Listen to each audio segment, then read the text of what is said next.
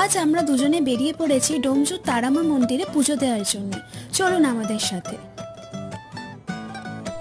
টোটো করে আমরা চলে এসেছি।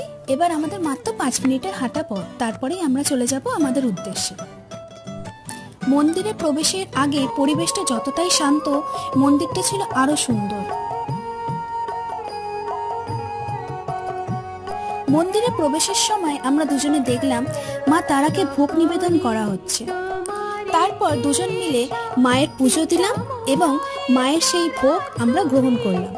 মায়ের ভোগ নেওয়ার পরে আমরা দুজনে চারপাশটা একটুখানি ঘুরে দেখলাম। ওখানকার জায়গাটা, পরিবেশটা এতটাই সুন্দর ছিল যে ওখান থেকে আসার তো ইচ্ছা করছিল না, কিন্তু আমাদেরকে তো বাড়িতে ফিরতে হবে না, তো আমরা ওখান থেকে বেরিয়ে পড়লাম। আজকে আমাদের দিনটা খুবই ভালো কাটলো। আমরা মায়ের ভালো করে পুজো দিতে পারলাম। আবার কোনো এক সময় ছুটিতে যাওয়া হবে ঘুরতে।